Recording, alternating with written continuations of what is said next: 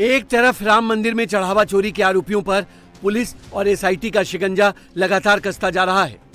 एक के बाद एक आरोपियों को रिमांड पर लेकर अयोध्या पुलिस पूछताछ कर रही है और आगे भी आरोपियों को रिमांड पर लेने की तैयारी है।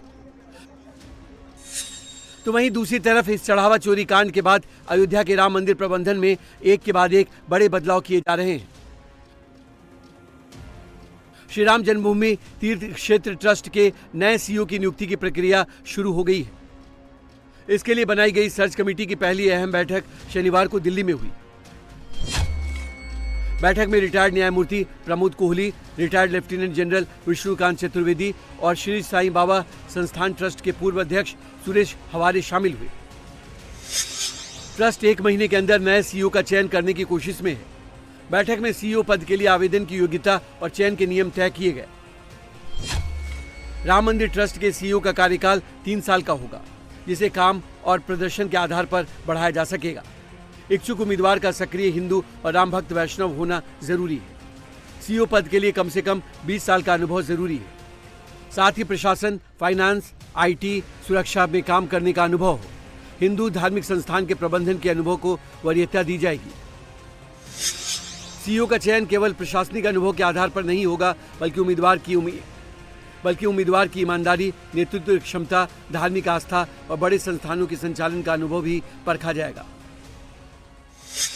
1 महीने के अंदर इस प्रक्रिया को कर लिया जाए। दूसरी चीज़ की ऑलरेडी एक ईमेल आएगा, उस ईमेल पर जो भी इच्छुक प्रत्याशी होंगे वो अपना बायोडाटा भेजेंगे। उसके बाद उनको बाकायदा इंटरव्यू के लिए बुलाया जाएगा। उनके इंटरव्यू में उनके प्रोफाइल के हिसाब से सवाल पूछे जाएंगे और फिर जो रिक्वायरमेंट है उससे मैच कराने की कोशिश की जाएगी। रिक्वायरमेंट अगर बात करें तो एक सहमति एकदम से बन गई है कि पहली शर्त तो ये है कि उस व्यक्ति को हिंदू मंदिर के अंदर हिंदू धर्म के प्रति श्रद्धा होनी चाहिए। मतलब ये कि अगर आप श्रद्धा से काम करेंगे तो फिर बेहतर करेंगे। दूसरी चीज़ कि यहाँ पर ठीक दूसरी चीज़ ये आ जाती है कि आपको प्रशासनिक या फिर वित्तीय अनुभव कम से कम 20 साल का एक्सपर्टाइज होना चाहिए, जो कि माना गया था कि पिछले मामले में वो चीज़ नहीं थी। और तीसरी चीज़ कि अगर वहाँ के रिक्वायरमेंट के हिसाब से देखें तो एक तरफ आपको ह्यूमन रिसोर्सेज का मैनेजमेंट करना होता है, दूसरी तरफ क्राउड मैनेजमेंट का अनुभव होना चाहिए, क्योंकि भीड़ के हिसाब से अगर आप देखें तो 2-2 लाख तक श्रद्धालु वहाँ पे चले जाते हैं। इतने शिरडी और तिरुपति की अगर बात करें तो 70,000 से 1 लाख के बीच में वहाँ पे श्रद्धालु आते हैं मैक्सिमम पर डे। यहाँ पर 2-2 लाख तक वो आंकड़ा चला जाता है कई बार। तो वो मैनेजमेंट का अनुभव होना चाहिए। मतलब ये कि आपको एचआर का अनुभव हो, आपको क्राउड मैनेजमेंट आपको आता हो, आपको फाइनेंशियल एक्सपीरियंस हो, एडमिनिस्ट्रेटिव स्किल हो, और इन सब के साथ साथ हिंदू धर्म में आपकी आस्था होनी चाहिए। इस तरह के व्यक्ति को सीईओ के तौर पर रखा जाएगा। सीईओ नियुक्ति की प्रक्रिया पूरी तरह से पारदर्शी तरीके से रखी गई है। इंटरव्यू के लिए आवेदन रिटायर्ड और वर्किंग कोई भी कर सकता है, बस उनको धर्म और प्रबंधन की अच्छी जानकारी होनी चाहिए। आवेदन ईमेल से ही स्वीकार किए जाएंगे। इसके लिए अलग ईमेल आईडी जारी कर दी गई है। उम्मीदवार searchcommittee.srjbt@gmail.com पर अपना आवेदन भेज सकते हैं। उम्मीदवार 18 जुलाई की शाम 4 बजे तक आवेदन कर सकेंगे। राम मंदिर ट्रस्ट के सीईओ के लिए एक शर्त भी तय की गई है। नियुक्ति के बाद उसे अयोध्या में ही रहना होगा, यानी सीईओ का काम फुल टाइम होगा। इसके अलावा एक दूसरी चीज़ जो शर्त रखी गई है कि आपको अयोध्या में ही रहना होगा और 3 साल का एक कार्यकाल होगा। जैसे अभी के कोषाध्यक्ष के बहुत सारे बयान आपने देखे होंगे गोविंद देवगिरी के कि मैं तो यहाँ रहता नहीं, मैं जब यहाँ पर आता हूँ तो इस तरह की चीज़ें कर लेता हूँ, एक चार्टर्ड अकाउंटेंट लेकर आता हूँ। मतलब ये कि अब जो शॉर्ट टाइम मैनेजमेंट है वो नहीं चलेगा, आपको फुल टाइम सीईओ चाहिए। और मसला सिर्फ ये नहीं है कि सारा प्रबंधन ठीक तरीके से हो। जैसे फाइनेंस के मामले में ही जो चढ़ावा चोरी की समस्या आई, उस तरह की घटना दोबारा तो होनी ही नहीं चाहिए।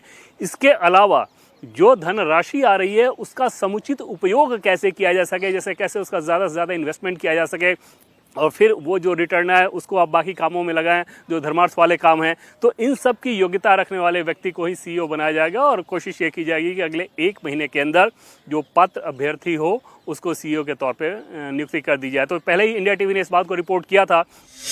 राम मंदिर ट्रस्ट की कोशिश है कि जो अब तक हुआ वो दोबारा नहीं हो। इसके लिए प्रशासन को सख्त और पारदर्शी बनाने की कोशिश है। इसी बीच अयोध्या राम मंदिर चढ़ावा चोरी मामले में निर्माण समिति के अध्यक्ष नृपेंद्र मिश्रा ने बड़ा बयान दिया है। उन्होंने कहा कि ये एक तरह का कलंक है। इसका सभी को सिर्फ खेद ही नहीं बल्कि वो खुद को छोटा भी महसूस कर रहे हैं। उन्हें विश्वास है कि व्यवस्था में सुधार होगा और इस तरह की घटनाएं दोबारा नहीं होंगी। तरीके से चढ़ावा चोरी अपने में आप जानते हैं, हमारे कोषाध्यक्ष महोदय जो स्वामी गोविंद देव गिरी जी हैं, उन्होंने भी आप सभी से वार्ता की और बताया कि यह अपने में एक तरीके का कलंक है। एक तरीके से राम मंदिर में यह घटना घट गई, इसका हम सभी को एक खेद ही नहीं, एक तरीके से हम सभी उससे छोटापन महसूस कर रहे हैं।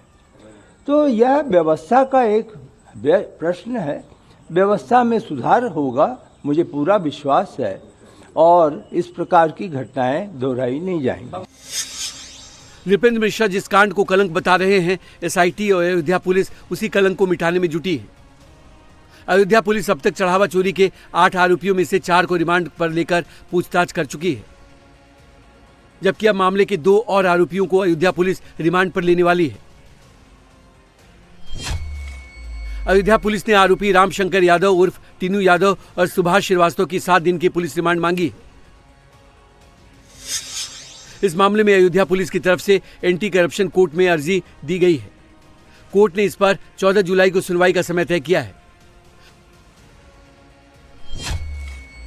अयोध्या पुलिस अब तक रिमांड में लिए गए अविनाश शुक्ला, अनुकल्प मिश्रा, लवकुश मिश्रा और करुणेश पांडे से लंबी पूछताछ की है। उनसे इस चोरी कांड को लेकर कई अहम सुराग मिले हैं, काफी कुछ बरामद भी हुआ है। अब पुलिस उन सुरागों का टीनू यादव और सुभाष श्रीवास्तव से पूछताछ कर मिलान करना चाहती है, ताकि चढ़ावा चोरी कांड के बाकी तार को भी जोड़ा जा सके, क्योंकि टीनू यादव को मंदिर में हुए इस पाप का मास्टरमाइंड बताया जा रहा है, जबकि मंदिर में चढ़ावा की गिनती की देखरेख का पूरा जिम्मा सुभाष श्रीवास्तव के पास था। वहीं राम मंदिर में चढ़ावा चोरी पर सियासत भी जारी है। आम आदमी पार्टी चढ़ावा चोरी को मुद्दा बनाकर बीजेपी को घेरने की तैयारी कर रही है। पार्टी आज रोहिणी सेक्टर 10 के जापानी पार्क में सुबह 10 बजे सुंदर पाठ का आयोजन करने जा रही है। इसके साथ ही पार्टी देश भर में सिग्नेचर कैंपेन चलाएगी, जिसमें राम भक्त प्रधानमंत्री नरेंद्र मोदी के नाम एक पत्र पर हस्ताक्षर करेंगे। कंस्ट्रक्शन के की 40% कमीशन मांगा जाता था, उसकी कोई जांच नहीं हो रही। इतने बड़े स्तर के ऊपर चढ़ावे की चोरी हुई, सीसीटीवी कैमरे के अंदर इतने सारे इंसिडेंट्स आए, उसकी कोई जांच नहीं हो रही। 8 छोटे छोटे लोगों को बस पकड़ के जेल में डाल दिया और उस बाकी सब बड़े बड़े लोगों को बचाने की कोशिश की जा रही है। ऐसे में अब जनता को आवाज उठानी पड़ेगी, प्रभु की शरण में जाना होगा। तो इस इतवार को 11:30 बजे रोहिणी में हम लोग सुंदरकांड का पाठ करेंगे। ये चिट्ठी है एक नागरिक की, आम नागरिक की, प्रधानमंत्री मोदी जी के नाम। दिल्ली में हजारों की संख्या में हनुमान चालीसा के पाठ जगह जगह रखे जाएंगे, जिसमें हनुमान चालीसा पढ़ेंगे लोग, हनुमान जी की और रामचंद्र जी की आरती गाएंगे, और उसके बाद सब लोग बड़ी श्रद्धा से इस लेटर के ऊपर साइन करेंगे। ये सब लेटर लिख के उसके बाद प्रधानमंत्री जी को भेजे जाएंगे। हमें पूरी उम्मीद है, जब भगवान का आशीर्वाद लेके, भगवान की शरण में जाके सब लोग ये काम करेंगे, तो जरूर चंदा चोरी करने वाले और रामचंद्र जी के घर में डकैती डालने वालों को सजा मिलेगी। राम मंदिर में हुए चढ़ावा चोरी पर नेता लखनऊ से दिल्ली तक अपनी सियासत चमकाने में लगे हैं। सभी की एक ही कोशिश है, भगवान राम के सहारे अपनी सियासी नैया को लगाना। उत्तराखंड के बद्रीनाथ मंदिर में दान और चढ़ावे में कथित चोरी और हेराफेरी के मामले की जांच तेज हो गई है। बद्री केदार मंदिर समिति की 4 सदस्यों की समिति पिछले 2 दिनों से बद्रीनाथ धाम में हर हालात की बारीकी से पड़ताल कर रही है। इसके लिए काउंटिंग की जगह पर लगे 3 सीसीटीवी कैमरों की फुटेज देखी जा रही है। घटना के समय ड्यूटी पर मौजूद कर्मचारियों और अधिकारियों के बयान दर्ज किए जा रहे हैं। आरोपों के घेरे में आए कर्मचारी को पहले ही नोटिस जारी किया जा चुका है। जांच दल का कहना है कि उद्देश्य सिर्फ जिम्मेदार व्यक्ति की भूमिका साफ करना ही नहीं, बल्कि ये सुनिश्चित करना भी है कि बद्रीनाथ धाम की गरिमा और श्रद्धालुओं का विश्वास पूरी तरीके से कायम रहे। समिति ने कहा कि सभी तथ्यों और साक्ष्यों के आधार पर ही रिपोर्ट जल्द सौंप दी जाएगी। तो बद्रीनाथ और केदारनाथ मंदिर में भी चोरी को लेकर के, चढ़ावे चोरी को लेकर के जांच जो है वो तेजी से चल रही है।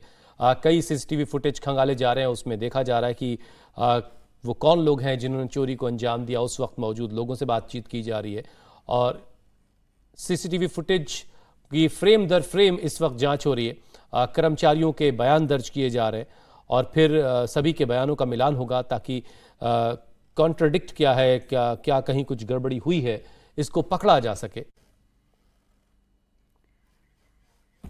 और इसी दौरान एसआईटी भी खंगाल रही है कि आखिर अगर ऐसा हुआ है तो कैसे हुआ और क्यों हुआ। हालांकि अभी तक इसकी जांच जारी है। बद्रीनाथ धाम में चढ़ावा चोरी को लेकर जब खबर सामने आई थी उसी के बाद से एक के बाद एक एक्शन लिए जा रहे हैं और 3 साल का जो रिकॉर्ड है उसकी पड़ताल की जा रही है और कर्मचारियों से पूछताछ तो की ही जा रही है, लेकिन जहां पर वो चढ़ावे की गिनती होती है वहां जो सीसीटीवी लगे हुए हैं उन सीसीटीवी को भी अच्छे से देखा जा रहा है कि क्या कहीं भी चोरी के जो सबूत हैं वो दिखाई दे रहे हैं या फिर नहीं।